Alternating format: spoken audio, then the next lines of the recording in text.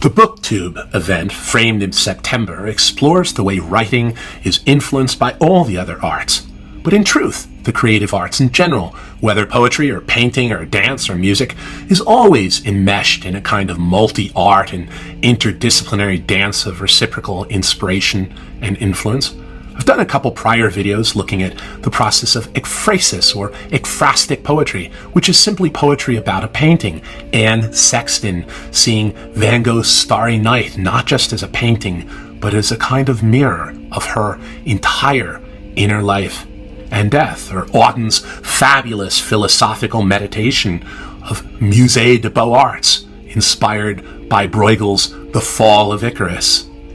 In opposition to the stereotypic image of the solitary poet writing in some garret largely cut off from the world, I'd submit a better image is of creation within the house on New York's Midoff Street, where for a while the novelist Carson McCullers lived with the composer Benjamin Britten and the poet W.H. Auden, and the novelists Paul and Jane Bowles, and the novelist and stripper Gypsy Rose Lee. It was quite an assemblage of genius and creative fecundity, and their work in different disciplines inspired each other profoundly.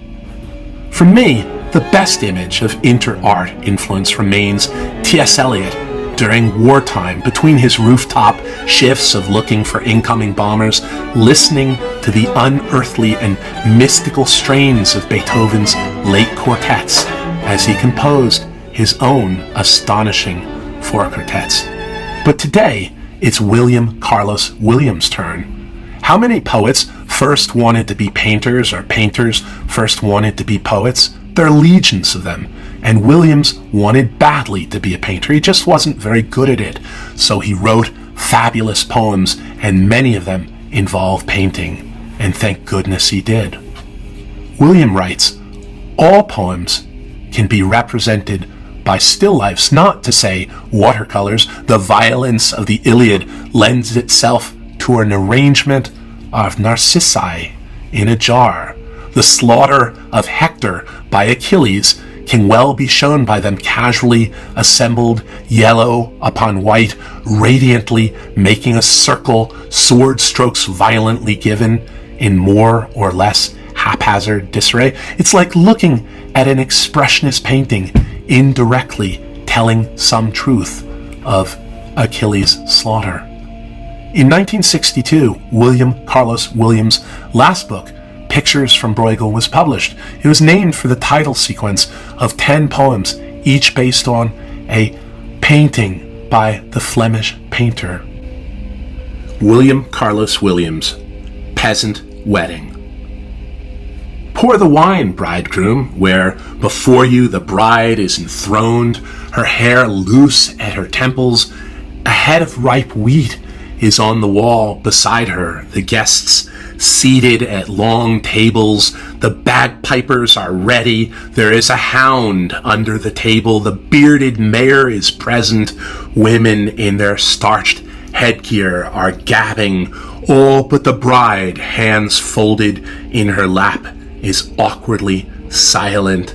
Simple dishes are being served, clapper and whatnot, from a trestle made of an unhinged barn door by two helpers, one in a red coat, a spoon in his hatband.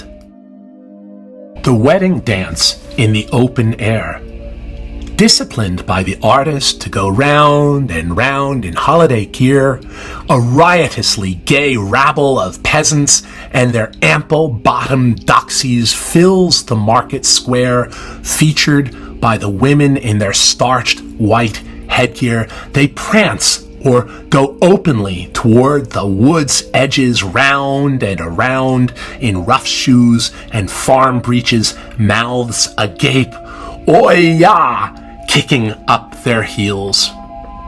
The adoration of the kings. From the nativity, which I have already celebrated, the babe in its mother's arms, the wise men in their stolen splendor, and Joseph and the soldiery attendant with their incredulous faces, make a scene copied we'll say, from the Italian masters, but with a difference.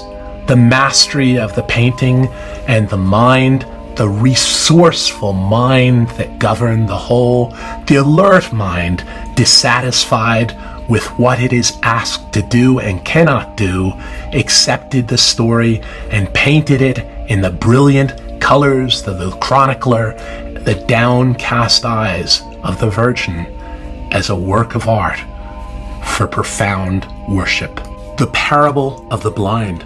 This horrible but superb painting, The Parable of the Blind, without a red in the composition, shows a group of beggars leading each other diagonally downward across the canvas from one side to stumble finally into a bog, where the picture and the composition ends back of which no seeing man is represented, the unshaven features of the destitute with their few pitiful possessions in a basin to wash in a peasant cottage is seen, and a church spire, the faces are raised as toward the light.